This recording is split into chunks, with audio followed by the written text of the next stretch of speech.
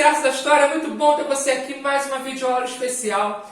José Sarney, esse governo que inicia a nova república, transição para a democracia, fim do regime militar, depois de 21 anos, longos anos de ditadura civil-militar brasileira. Em 1985, em janeiro, eleições indiretas, vitória do Tancredo liderando a chapa junto com o Sarney. E em 15 de março desse mesmo ano, a posse do José Sarney enquanto presidente da República. O Tancredo ganhou, liderou a chapa, montou o ministério, montou o plano de governo, inclusive o Sarney não sabia o nome dos ministros direito. O Sarney tinha ministro que nem tinha encontrado com o Sarney, nem conhecia pessoalmente. O Sarney não deu um pitaco no plano de governo, mas acabou se tornando presidente porque o Tancredo foi diagnosticado com uma doença, uma situação muito complexa na vida do Tancredo. A população, em prol da sua recuperação, fez vigília, fez uma série de orações, fez uma série de preces em prol do Tancredo, um pensamento positivo para que ele melhorasse. Ele não melhorou. Uma coisa de cinema, basicamente, o que acontece no Brasil. São horas antes da posse do Tancredo que foi eleito, apesar de indiretamente, numa campanha de apelo popular muito forte, que a população acreditava muito nessa transição nas mãos do Tancredo. O Tancredo, que sempre foi um opositor do regime, embora fosse um opositor moderado, não conseguiu assumir o cargo porque, infelizmente, acabou sendo diagnosticado com esse problema e acabou morrendo no dia 21 de abril de 1985, quando o Sarney já estava na presidência e o Sarney continuou. Horas antes do Tancredo assumir, ligaram para o Sarney: Sarney, você assume amanhã. Eu sei, eu sou vice, vou assumir amanhã. Não, cara, tu assume como presidente. Você é o novo presidente da República, porque o Tancredo Neves está internado. E ali cai no colo do Sarney, o Sarney que não tinha preparo para aquele cargo. Muitos vão dizer que, olha, o Sarney ele foi um cara com um bom destaque político lá no Maranhão, uma personalidade importante, um senador de renome, uma das figuras mais clássicas da história do Brasil é o Sarney, um símbolo do que é esse poder no interior do Brasil, de personagens políticos como ele. O Sarney vai acabar tendo a chance de virar presidente e aí ele tem uma série de problemas para enfrentar. Ele não é visto com muita legitimidade, ele é visto com pouca popularidade, porque ele é vice de uma eleição indireta.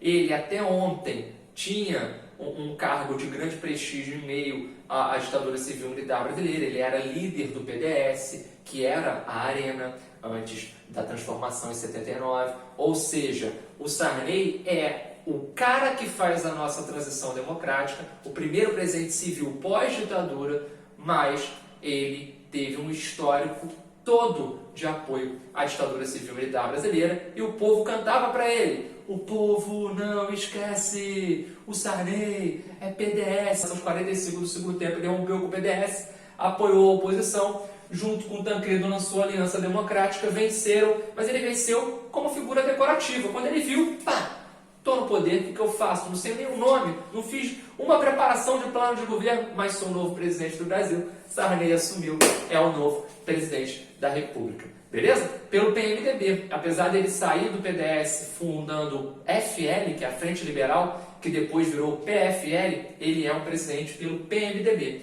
PMDB que tinha, além do Tancredo como destaque, o Ulisses Guimarães, que depois virou presidente da Câmara e depois presidente da Assembleia Nacional Constituinte. O Sarney vai ser responsável por grandes transições democráticas no Brasil, reabertura para políticos, criação de novas regras, leis que vão ser passadas, inclusive a nossa grande Constituição de 88 é feita durante o governo do Sarney.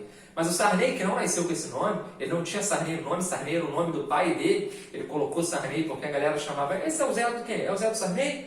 Ah, é o Zé do Sarney? Pô, é o garotinho, tudo bem? E ele cresceu assim, né? O Zé do Sarney. E aí, ele depois, quando já era maior de idade, mudou o seu nome porque quis usar esse reconhecimento que ele já tinha antes, virou José Sarney. Ele assume o poder meio que sem saber, aos trancos e barrancos, o que faria, e tem dois grandes problemas para enfrentar: uma transição política com uma Constituição sendo preparada, que teria que ser preparada, ainda não estava sendo preparada, mas teria que ser preparada, uma nova Constituição, porque a Constituição que estava em vigência era a dos militares.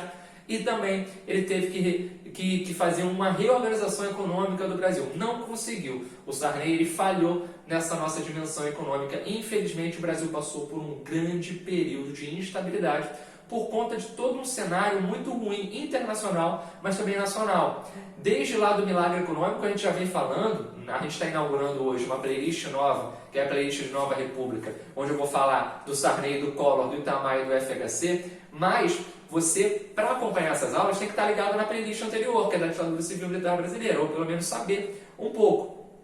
Lá, quando eu falei sobre o governo Médici, eu falei que já no milagre econômico, os gastos públicos foram tão fortes, tão intensos, que acabaram gerando uma série de problemas inflacionários no Brasil nos períodos seguintes. Além do mais, a nossa dívida externa começou a crescer fortemente. A gente chega na década de 80 devendo mais de 100 bilhões de dólares. É muita coisa para um período tão curto em termos de pagamento. E aí o Brasil tem uma dívida muito ruim pela frente, um problema com um crescimento vertiginoso do preço generalizado, o que configura a inflação. A inflação basicamente é isso, é um crescimento generalizado dos preços, e isso vai afetar fortemente a vida do trabalhador mais pobre, e não só do trabalhador mais pobre, mas de muita gente. O Sarney, por não ter tanta legitimidade, como eu falei para vocês, vice de uma eleição indireta e ligado à ditadura, ele acaba tendo problemas ainda maiores.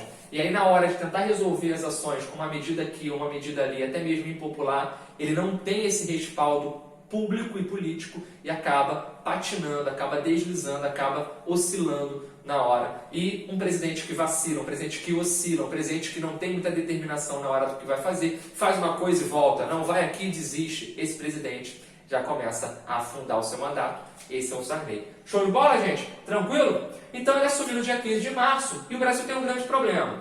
Em 1985, a inflação fecha o ano a 235%. Muito alto. Quer dizer que naquele ano tudo cresceu 235%. Uma inflação de 235% ainda não configura uma hiperinflação. Por quê? Hiperinflação é uma inflação que passa dos 50% por mês. Então, uma inflação maior do que 50% por mês configura uma hiperinflação. Beleza? Professor, mas então o que está aqui? Problema econômico e hiperinflação. Porque o Brasil caminhava para a hiperinflação. Os grandes economistas da época, ali em 85, já vislumbravam um cenário terrível nos anos seguintes. Olha, se o Brasil não fizer alguma coisa, o Brasil em pouco tempo vai estar com mais de 50% ao mês de inflação. Isso, infelizmente, acontece. O Brasil chega a ter, no final do governo Sarney, mais de 80% de inflação mensal. É muita coisa, gente. Olha só o impacto financeiro que isso acaba tendo. Em geral, momentos de grande crescimento inflacionário marcam a vida das pessoas de forma muito profunda. Você que viveu na década de 80 e que lembra um pouco disso, eu sei que eu falo mais para a galera mais nova, mas se você tem um pouco mais de idade e viveu nessa época, você provavelmente passou por um período de grande problema financeiro. Você lembra provavelmente das compras do mês, o que era muito marcante. A galera recebia o salário e como tudo aumentava de preço rapidamente, a galera ia logo comprar as coisas. Porque não dá para ficar esperando, porque poderia ser que no dia seguinte ou na semana seguinte tudo aumentasse, porque quando a inflação está muito alta, os preços são reajustados, inclusive diariamente. Então a galera corria para o mercado, comprava em estoque. Se você construiu uma casa na década de 80, provavelmente a sua casa teve despensa. Né? A chamada despensa é o quê? É uma parte, provavelmente perto da cozinha, uma espécie quase um novo cômodo da tua casa, que você estocava comida ali. A comida não perecível ia toda ali. Por quê? Porque você comprava em grande quantidade, era uma necessidade. Hoje, a nossa inflação estando controlada desde o Plano Real, não há necessidade de você ter uma compra do mês, embora a gente tenha ainda essa memória inflacionária. O que é essa memória inflacionária? É você ainda ter na cabeça essa parada de comprar em estoque, de comprar as compras do mês, de ter um grande espaço dentro da sua cozinha. Não precisa mais, você pode ter uma cozinha minúscula. Os seus armários podem ser basicamente só para guardar formas, guardar ali potes e tudo mais. Não necessariamente guardar comida, porque se você mora perto de um mercado, você pode comprar toda semana ali alguma coisa, ou até mesmo de 2 em 2 dias. Você não precisa guardar grande estoque na sua casa. As cozinhas até mudaram hoje em dia, elas são menores. A gente passa menos tempo nas cozinhas e precisa de menos espaço. Por quê? A gente não gera estoque. Um país com forte inflação gera estoque. Por quê? A população precisa comprar e assegurar aquele alimento, tendo em vista a perda de valor do seu dinheiro a cada dia. Show de bola? Isso que é bem importante. Então, o Brasil caminhava para a hiperinflação. Isso é tão forte, mas tão forte, que vai acabar fazendo com que o governo tome determinadas decisões, determinadas escolhas a partir da criação do Gilson Funaro, que é o ministro da Fazenda, junto com o João Sayad, que é o João Sayad, é o ministro do Planejamento. Eles tomam medidas que vão tentar controlar a nossa economia. É o primeiro plano cruzado, é o plano cruzado 1 ou plano cruzado. Depois teremos plano cruzado 2, plano Bresser e plano verão. Tira um print aqui desse quadro. Primeiramente, gente, já deixa seu like, ajuda muita gente. A gente vai falar primeiro sobre a economia. Quando o quadro geral, eu vou falar do contexto político. Constituição, liberação de partidos, lei de racismo, muita coisa interessante, eleição de 89, vamos falar de muitas coisas interessantes quando o quadro girar, mas primeiro vamos falar de economia, esse aspecto econômico. Aí eu peço licença aos grandes economistas do Brasil, eu não sou economista, não sou especialista. Professor, na faculdade você não estuda economia? Estudo economia, estudamos até bastante economia na faculdade, mas eu não sou economista. Não sou especialista. O que eu vou te dar aqui é uma aula de história que passa pela economia. A economia tem que ser estudada de forma ainda mais profunda nesse cenário. E eu gosto sempre de ouvir os especialistas. Quando eu estou com dor de dente, eu procuro um dentista primeiro. Eu posso até ouvir a opinião dos outros, mas eu procuro a opinião do dentista. Sem querer falar em monopólio de fala, eu acho que todo mundo pode interpretar variadas coisas tendo com base um estudo aprofundado. Mas, claro, se você quer saber um pouco mais de história, procure um historiador. Se quer saber um pouco mais sobre a construção de um prédio, procure um engenheiro. E assim vai. Então, para saber um pouco mais de economia, seria melhor um economista. Mas aqui eu vou te dar o plano geral do que você precisa saber, tendo em conteúdo histórico essa relação aqui. Show de bola, gente? Tranquilo? Então, o plano cruzado é uma medida do Sarney nesse cenário para tentar resolver o nosso problema econômico, que estava caminhando, o Brasil caminhava com uma dívida externa muito alta e com um problema inflacionário muito grande. Isso é bem marcante, beleza? O Sarney, como eu falei para vocês, não montou o ministério. Tanto é que o nosso ministro da Fazenda, durante 6 meses, havia sido Francisco Dornelles, sobrinho do Tancredo, que o Tancredo tinha escolhido, mas acabou nem ficando, pediu demissão do Dornelles, porque a batata era muito quente cuidar da economia nesse cenário. O Gilson Funaro lança esse cruzado. E o cruzado vai meio que diagnosticar o problema da inflação no Brasil. Existem vários tipos de inflação. Inflação de oferta, inflação de demanda, inflação estrutural. Eles vão dizer, nessa época, que a inflação do Brasil era uma inflação chamada inercial. Inflação indexada. Uma inflação inercial é uma inflação que parte do princípio de que vai haver inflação e por isso ela já cria um aumento relativo das coisas. Pô, professor, que louco. É uma inflação que gera um círculo vicioso. Por quê? Porque vamos supor que nesse mês, como por exemplo em janeiro de 86, 17,5% de inflação em janeiro de 86. No mês seguinte eu já projeto o quê? 17,5% de aumento nas coisas, desde o salário até outra. Se eu sei que a inflação desse mês foi uma coisa, eu já projeto o aumento no mês seguinte. E isso é extremamente problemático. Por quê? Porque segundo alguns economistas nesse período, que pensam o plano cruzado, era na verdade um escamoteamento, era uma forma de esconder a realidade. Desde a década de 60, o Brasil está nessa, de fazer uma economia indexada. Correção monetária, indexando tudo, vai indexando. Você cria um círculo vicioso que para sair dele é difícil. Uma coisa é você sempre recompor 5%, 6%, 4% ao mês. Outra coisa é você recompor 17,5%, 20%, 25% ao mês a cada vez que se passa. Essa, então, inflação indexada, essa indexação da economia brasileira, era vista pelos especialistas como um grande problema. E aí o plano cruzado vai atacar isso. E como eles preferem atacar isso? Primeiro, criando uma nova moeda. Eu chego e corto o cruzeiro. Cruzeiro, você não existe mais. Cruzeiro é uma moeda histórica no Brasil. O CR, cifrão, acaba. Surge o CZ, cifrão, que é o cruzado. Surge o cruzado é uma nova moeda que vai ter um valor muito forte frente ao cruzeiro, que não existe mais. Um cruzado vale 1.000 cruzeiros. Eu corto 3 zeros do cruzeiro, beleza? E crio uma nova moeda, o cruzado. Então, por isso, gente, plano cruzado, surgiu uma nova moeda. Uma nova moeda totalmente forte, porque ela parte do 1 para 1.000, tá entendendo? Ela é muito poderosa. Show de bola? Além disso, eu vou congelar preços, tarifas e salários. O salário é congelado e ele ganha um aumento de 8% mais a média dos últimos 6 meses de inflação. É interessante porque poderia ter sido aumentado o salário com um valor maior, mas o governo acha que se aumentar demais o salário nesse cenário, ele vai arrumar um problema. Então ele não aumenta o salário no pico, ele aumenta o salário na média, no meio. Então o salário ele é aumentado na média dos últimos 6 meses, mais 8%.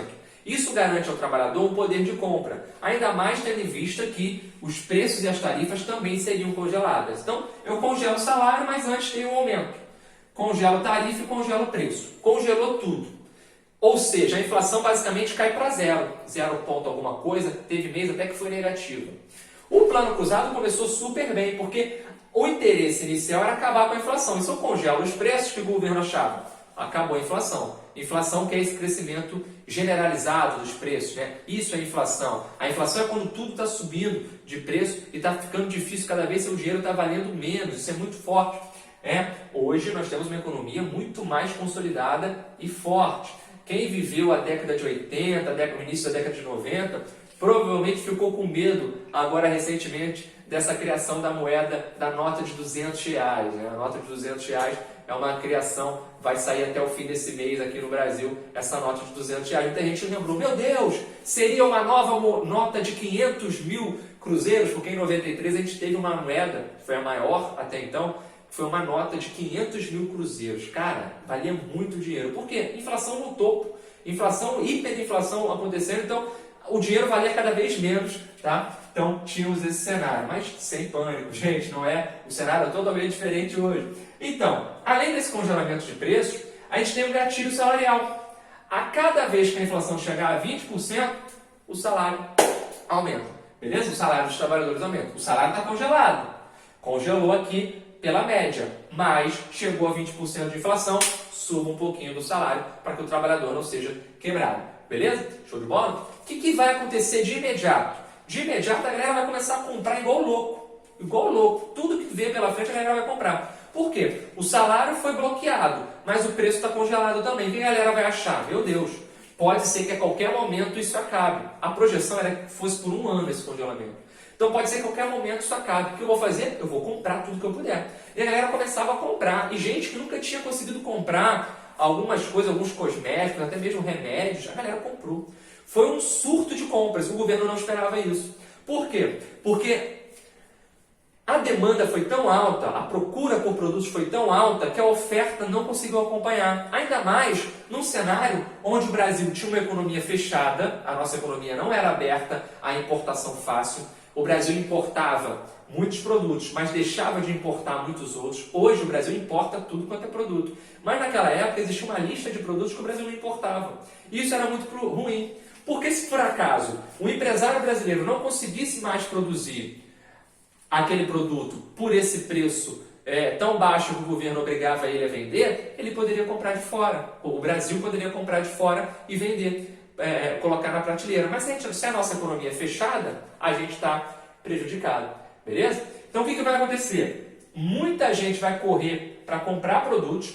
O empresário muitas vezes não vai ter condição de acompanhar essa produção, porque tendo em vista um congelamento de preços, para o empresário fica até mesmo ruim fazer essa sua colocação de produtos nas prateleiras.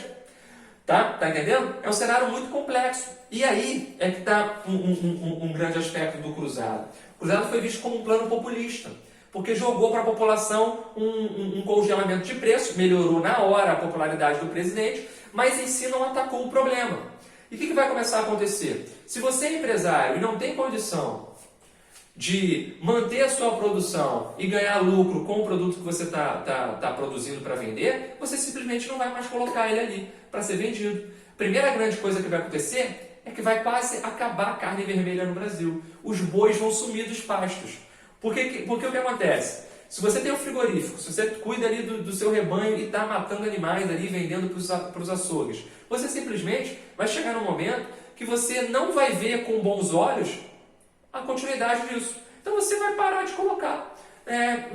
boi para o matadouro. Não vou fazer mais isso, porque eu não estou ganhando mais quase nada com isso. Está tudo congelado. O custo está alto para mim e eu não vou fazer isso, eu não ganho muito. E aí o que o governo vai fazer? O governo, inclusive, vai atrás, vai caçar boi no pasto. A Polícia Federal, tropas das Forças Armadas vão nos pastos e apreendem cabeças de gado. Olha só que loucura, né? Isso é muito pesado. Como você poderia congelar os preços e tarifas num cenário de um país continental gigantesco como o nosso? Só com a população. Porque funcionários do governo, não se tinha funcionário para fazer tudo isso. A população tinha que ajudar. Aí surgem os fiscais do Sarney. A galera com broche no peito, adesivo no peito, bandeirinha, que ia para os mercados fazer o quê? Fiscalizar os preços. Tinha uma tabela, a tabela da SUNAB. SUNAB é a Superintendência Nacional de Abastecimento. Essa tabela tinha que ser a referência do congelamento de preços. Eu chegava leitinho, 15 cruzados, deixa eu ver aqui, tá certinho, 15 cruzados, beleza, show de bola. Leite longa vida, 1 litro, 5 cruzados, opa, 7 cruzados aqui no mercado, fecha o mercado, estão roubando a gente aqui. Pô, o povo acabou de sair de uma ditadura onde não podia falar nada. De repente o governo vai para a TV, o presidente fala assim para você: você está comigo, você é o meu fiscal, você vai me ajudar, seja um fiscal do Sarney. Aí o cara vai para o mercado, a mulher vai para o mercado, a dona de casa, ou seja, todo mundo vai para o mercado, de todas as formas, fazer a arruaça possível. Tem gerente sendo preso, tem dono de mercado sendo preso, a galera sobe no balcão e para o mercado. Gente, eu achei o preço aqui, fora da tabela da SUNAB. Vamos fechar esse estabelecimento ladrão. A galera aí fazia uma arruaça, a SUNAB fechava, você podia ligar, ou seja, era um problema muito grande para o empresário naquela época. Por quê? Porque muitos deles não tinham condição de continuar vendendo aquilo e aí eles acabavam tentando subir os preços. Quem produzia, quem não vendia, por exemplo, o mercado ele vende, né? Mas quem produzia, muitas vezes ia apelar para a diminuição da qualidade dos produtos. Então, você colocava às vezes um material, uma matéria-prima de qualidade menor para fazer determinado produto. Era uma forma de fugir desse congelamento, né? Ou seja, existiam várias formas de tentar fugir do congelamento. Uma forma também encontrada para fugir do congelamento foi a criação do ágil. Chego eu, felizão, quero comprar leite. Vou comprar o leite aqui para as crianças. Ih, rapaz, esse teu leite aí acabou, Fábio. Acabou? Acabou, cara. Pô, mas tá tabelado aqui. Pô, acabou, cara. Pô, mas por coincidência, eu tenho 500 litros de leite ali guardado que eu ia levar para as crianças lá em casa. O dono do mercado tá falando, porra, eu ia levar lá para casa, lá eu comprei, né? Eu posso te vender esses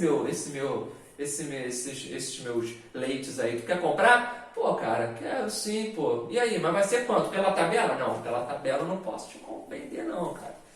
Eu te vendo um pouquinho mais caro que a tabela. Tu tá com dinheiro que eu sei, pô. Ai, rapaz, compra aqui, vai ficar sem leite, vai ficar sem pão, vai ficar sem carne. Aí você, querendo muito aquele produto, você aceitava pagar o ágil. Isso é o ágil, né? O ágil é o acréscimo. Tanto é que o cara que te empresta dinheiro, se tu não pagar, ele vem te cobrando, boladão, é o agiota, né? Ou seja, tem o ágil. Você vai no mercado, você quer muito aquele produto, eu quero muito carne, cara, eu quero carne vermelha. Quando eu chego, opa, o açougue acabou de vender seu último boi, acabou. Eu estava aqui com dinheiro, cara, mas peraí, eu comprei umas peças para mim, eu ia levar para casa, tu quer comprar da minha? Pô, cara, tu me vende? Venda, pô, só coloca um acréscimozinho aí. Então, ou seja, muitas vezes a galera burlava o congelamento fazendo esses ágios. Ou seja, nós temos um grande cenário de não aplicação do plano cruzado. Ou seja, o congelamento foi difícil de manter. Primeiro porque faltou produto. Não propriamente por culpa do cara que está produzindo, mas muitos deles se aproveitaram, sem dúvida nenhuma, desse cenário. Mas não por conta disso, mas também por conta da dificuldade de acompanhar a oferta. Né? A oferta acompanhar a demanda. Né? A dificuldade da oferta acompanhar a demanda, que era muito grande. Por exemplo, a correção monetária foi extinguida, menos na poupança. A poupança ainda tinha uma correção monetária. Mas a correção monetária na poupança foi vista como pouco atraente. Então o que vai acontecer? Você que tem o dinheiro na poupança, você vai muitas vezes preferir colocar esse dinheiro na rua comprando eletrodomésticos, comprando móveis para sua casa, do que propriamente o quê? Deixá-lo na poupança. E aí é hora que tudo começa a ser muito vendido, compras em excesso, enfim. É um momento, é um turbilhão no Brasil, beleza? Para tentar proteger o trabalhador contra possíveis dispensas, há a criação do seguro-desemprego. O seguro-desemprego é para se o cara for mandado embora, ele ficava 4 meses ainda recebendo um pequeno salário, uma ajuda do governo. Existe até hoje o seguro-desemprego, é importante nesses casos. Show de bola? Tranquilo?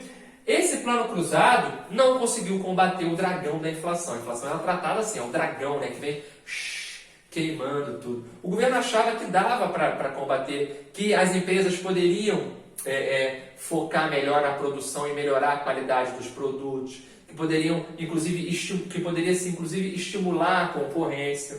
O Brasil, com o plano cruzado, também fez um congelamento da taxa de câmbio. A taxa de câmbio a taxa que determinada moeda estrangeira tem no seu país, o valor da moeda estrangeira no seu país. O Brasil também bloqueia isso. E como eu falei, na hora que faltam produtos na prateleira, isso não seria problema se o Brasil tivesse uma economia aberta e pudesse comprar de fora para abastecer os mercados. E é muito problemático. E aí por que eu falo que a culpa não pode ser toda do empresário? Preste atenção no seguinte, olha só, vamos supor que você venda carne. O plano é do dia 28 de fevereiro. O preço foi congelado com base no dia 27, beleza?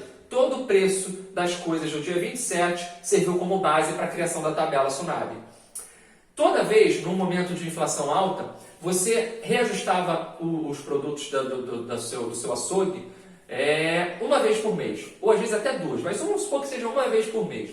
Todo dia 10 eu reajustava os preços dos meus produtos. Se eu reajusto no dia 10, do dia 10 ao dia 27 são 17 dias.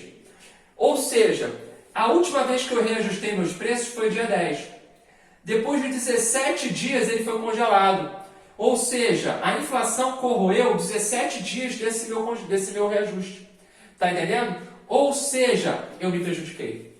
Para mim ficou muito ruim esse plano. Ficou mais do que para você, por exemplo, que talvez, dentro do seu estabelecimento, tivesse reajustado os preços no dia 25. Se todo dia 25 você reajusta preços, você só perdeu 2 dias. Eu que reajusto todo dia 15, perdi 17.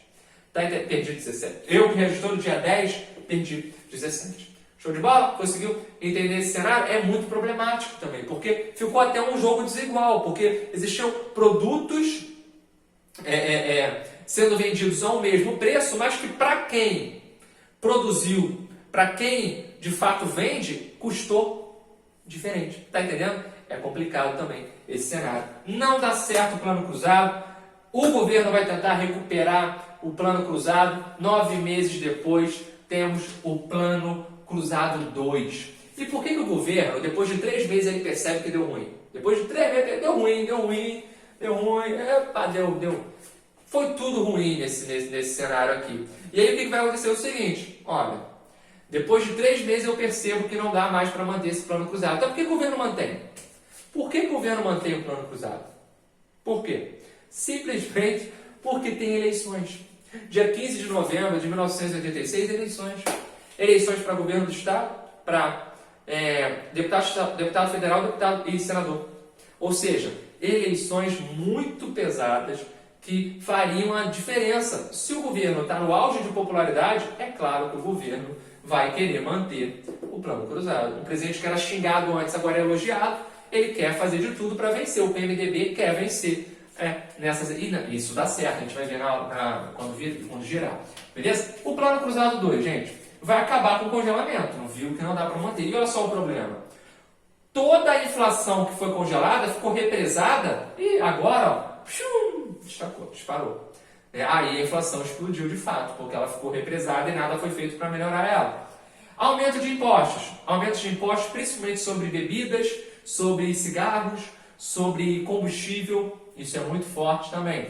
O gatilho salarial é mantido, 20%. beleza? O plano cruzado também vai ficar responsável por um estudo para uma possível moratória do Brasil. E em 87, em fevereiro de 87, esse plano é em novembro de 86, em fevereiro de 87 vem a moratória. O que é a moratória? É a quebra da nossa dívida externa. Como assim a quebra da nossa dívida externa? É melhor. O Brasil deixa de pagar a dívida externa a partir de fevereiro de 87. Devo, não nego, pago se puder. Quem propõe isso é o próprio Dilson Funaro. Mas no mês seguinte ele é demitido. Ele acaba pedindo demissão e acaba sendo demitido também ali, um acordo mútuo, não dava mais para o Dilson Funaro continuar no poder, porque o plano cruzado e o cruzado 2 não deram certo. Ele pede demissão depois dessa moratória e entra no poder o Luiz Carlos Bresser, que é o novo ministro da Fazenda. O Bresser vai ter um governo também curto, vai ter um mandato curto ali no Ministério da Fazenda. Muita instabilidade, vai um ministro, volta outro, é muito confuso esse cenário aqui. A gente tem que se acostumar com isso nessa época, beleza? O Brasil, quando ele determina a moratória, o México já tinha determinado, a Argentina já tinha determinado num período ali próximo a gente, o Brasil passa a ser visto muito mal internacionalmente. O Brasil sai da lista de bons pagadores internacionais. O Brasil só volta para a lista de bons pagadores, se eu não me engano, em 2008 ou 2007. Foi no governo Lula ali, no segundo mandato do governo Lula, no Brasil volta a ser, a integrar a lista de bons pagadores internacionais, volta a ter confiança do mercado internacional. O Plano Bresser vem e faz novos congelamentos, dessa vez por 90 dias, 3 meses. O fim do gatilho salarial é determinado. Finalmente, para a galera mais ortodoxa, que dizia que para controlar a inflação tinha que diminuir salário, tinha que demitir funcionário, tinha que cortar gasto público, tinha que aumentar juros, essa galera aplaude e fala, isso aí, fim do gatilho, nada de aumentar salário para ninguém não. Isso aí, show. Mas, apesar de acabar com o gatilho, o Plano Bresser cria a URP, que é a Unidade de Referência de Preços, Unidade de Referência de Preços, ou Unidade Referencial de Preços, que iria aumentar os preços de acordo e os salários de acordo com a inflação. Olha só que cenário.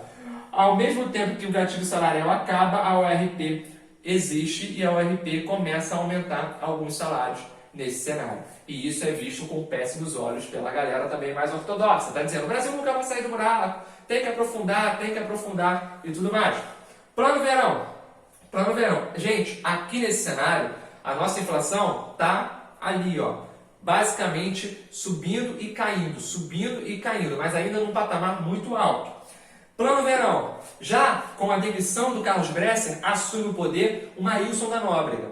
O Maílson da Nóbrega é o cara do Plano Verão, em janeiro de 89, final do governo Sarney, que o Sarney entregaria o cargo no dia 15 de março de 1990, o mandato dele é de 5 anos, 15 de março de 85 a 15 de março de 90, o Maílson da Nóbrega promove uma nova moeda, é o Cruzado Novo, beleza? Então, essa nova moeda, Cruzado Novo, NCZ Cifrão, esse Cruzado Novo, de novo, gente, cortei 3 zeros, 1 para 000, né? 1 para 1000, ou seja, um Cruzado Novo valia 1000 cruzados, ou seja, fortalece a moeda de novo, moeda forte, moeda poderosa, vamos embora. Novo congelamento dos preços, prazo indeterminado, tá bom? Prazo indeterminado.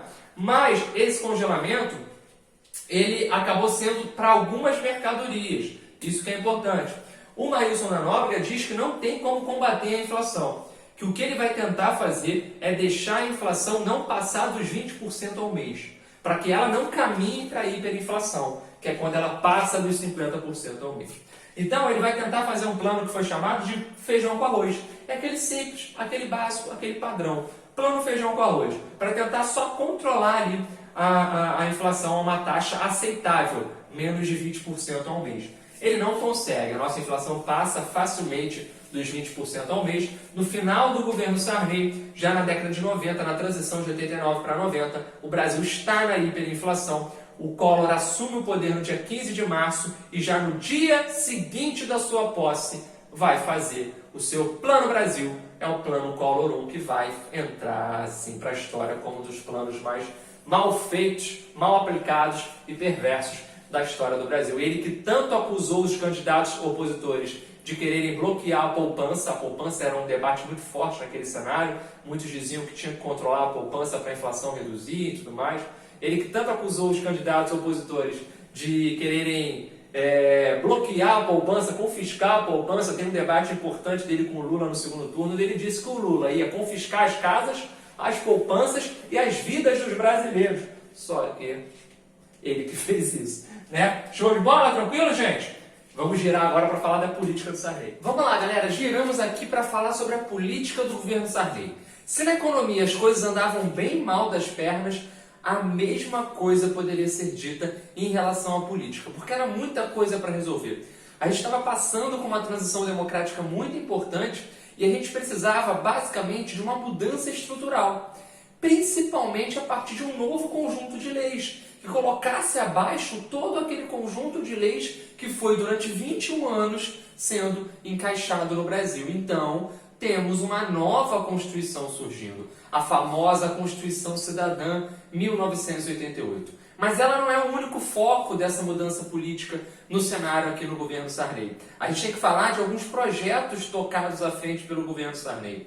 É bem importante a gente perceber isso. Tira o print para a gente poder falar melhor, beleza? Vamos nessa? Gente, já nos primeiros meses do governo Sarney, ali no início de 85, é feita uma grande emenda constitucional que reforma politicamente o Brasil.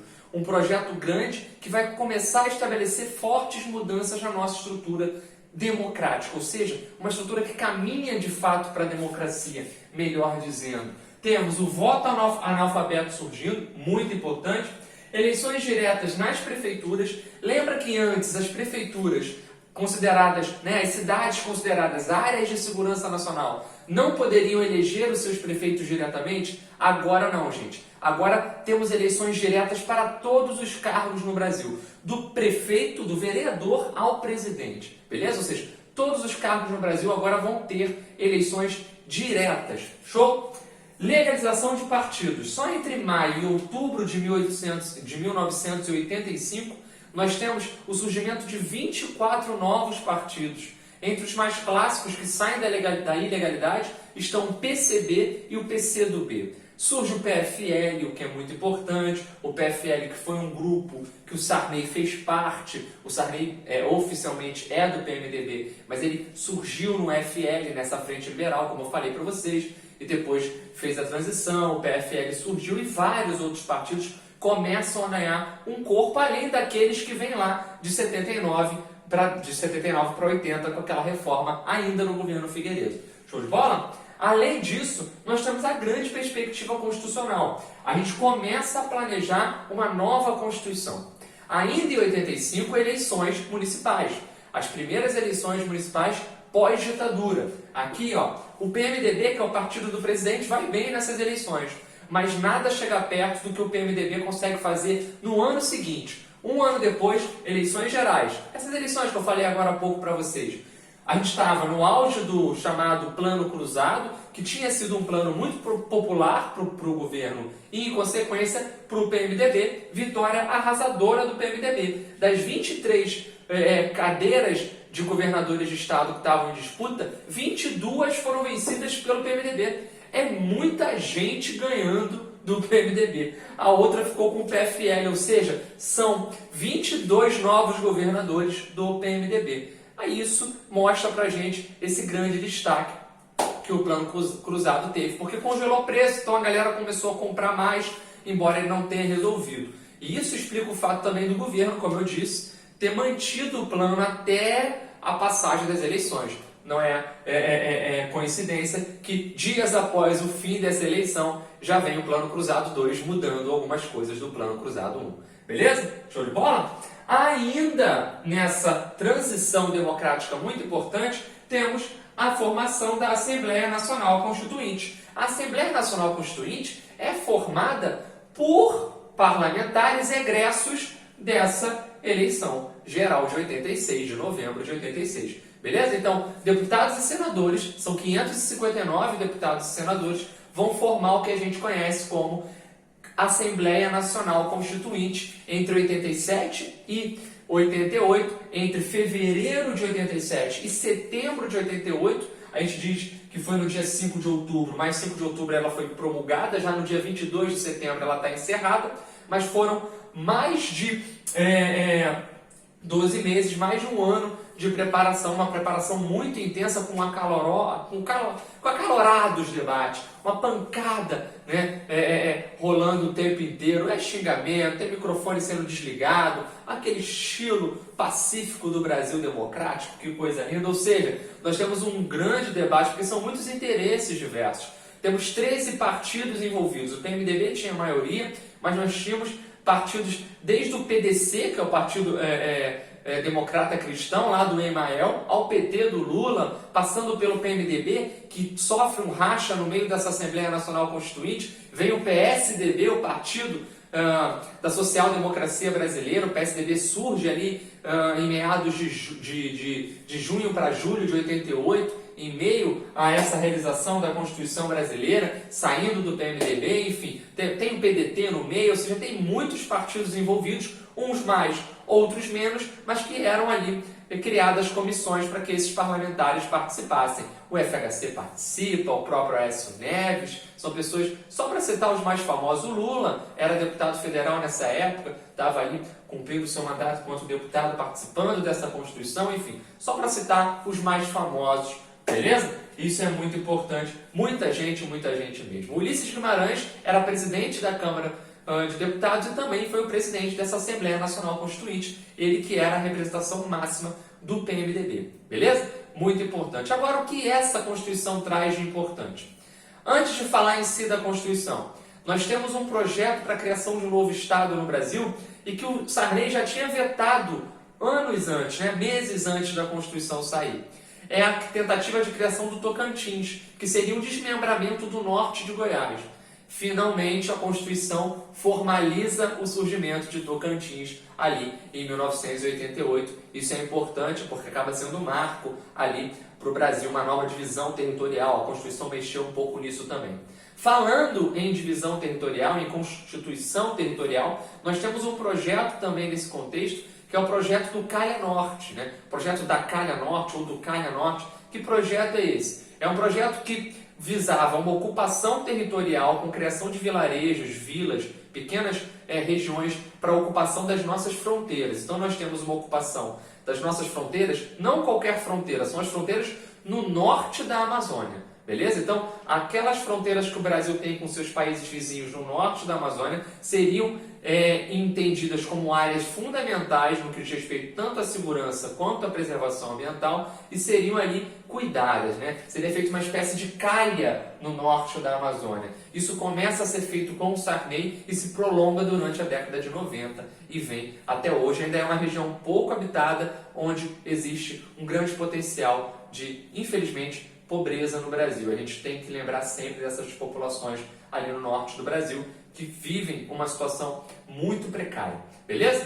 Então a Constituição de 88 traz muitos aspectos interessantes. Ela é fundamental para que a gente perceba o que vai ser esse nosso país democrático, para que a gente possa de fato caminhar para a democracia. Ela vai fazer 32 anos agora em 2020 e vamos falar um pouquinho mais dela. Beleza?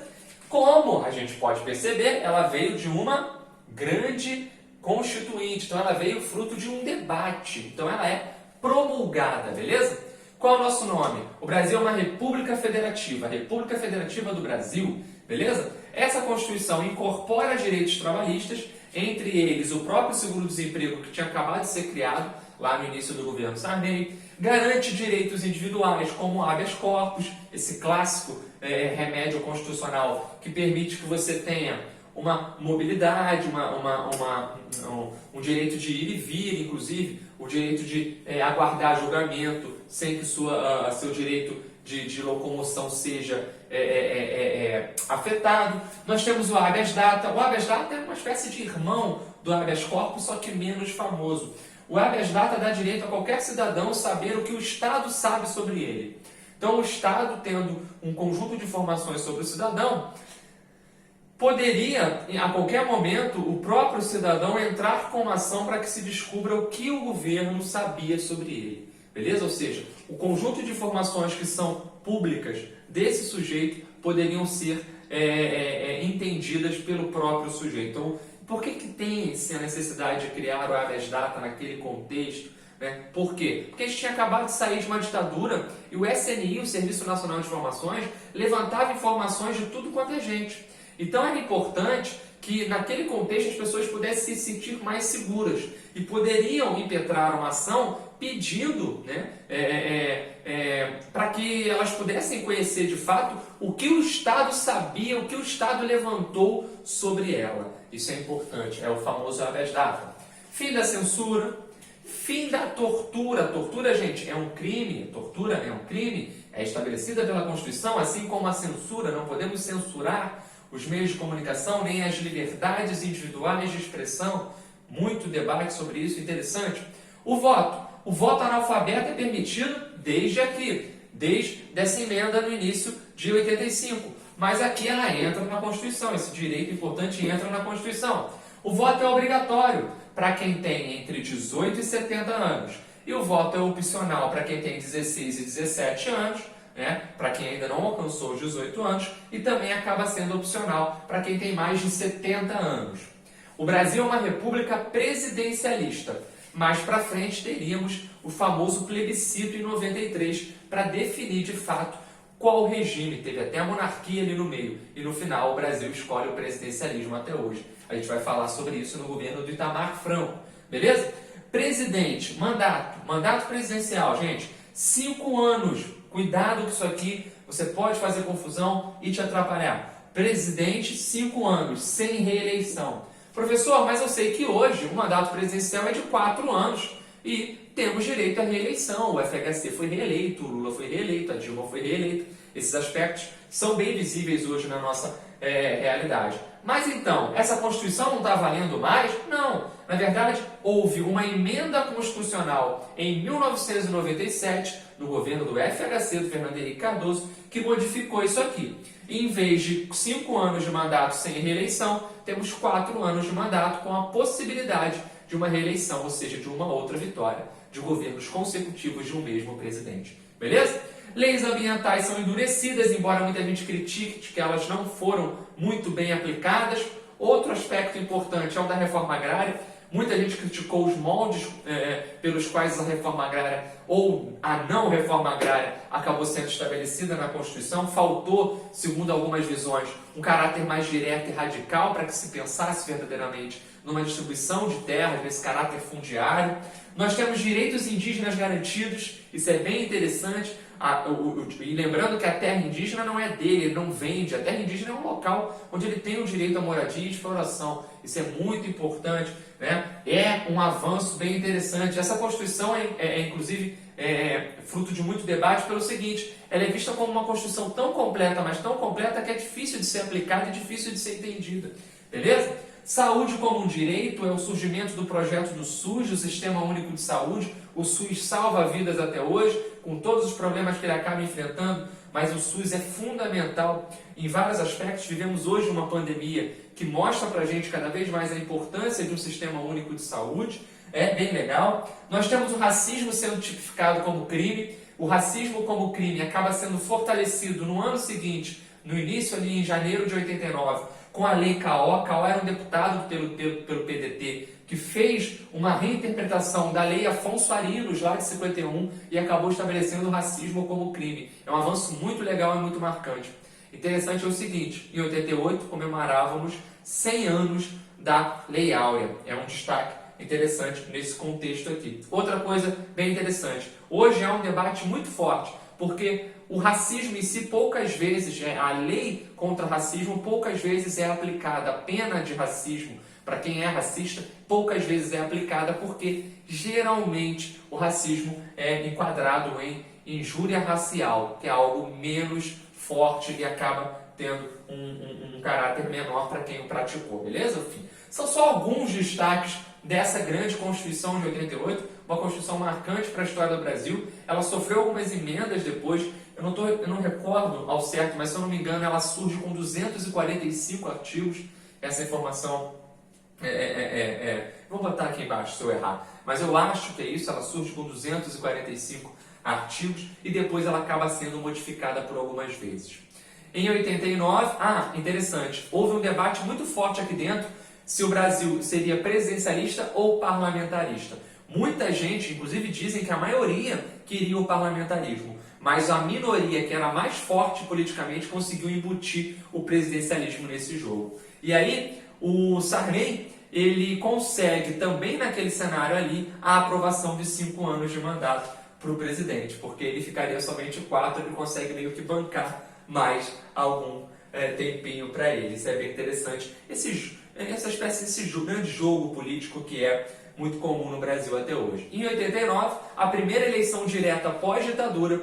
Desde 1960, a população brasileira não sabia o que era eleger diretamente o seu presidente, o seu representante máximo. Em 89, uma eleição com um grande número de candidatos dos mais diversos partidos. Ela girou ali em torno de uma disputa muito forte entre o Collor, entre o Lula, entre o Brizola, o Mário Covas.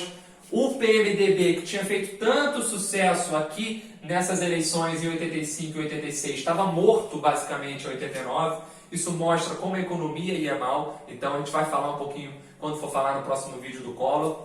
Então o Collor acaba se destacando. O segundo turno era uma eleição em 2 turnos. Ela primeiro foi em novembro, depois em dezembro. Eleição presidencial, destaque muito importante, vitória do Fernando Collor de Mello, o novo presidente do Brasil, a partir do dia 15 de março de 1990. E aí ele vai ter um mandato interrompido por um processo de impeachment ali, bem interessante, que a gente vai falar. Beleza, gente? Então, espero que você tenha gostado, é muita informação, deixa o seu like, ajuda muito o nosso canal. A única forma do nosso canal conseguir crescer é com a sua ajuda, não tem como a gente crescer. O canal é sem verba, eu faço tudo sozinho, desde a edição até, e por isso que esse vídeo, inclusive, está saindo um pouco mais tarde essa semana. Eu costumo lançar nas segundas-feiras.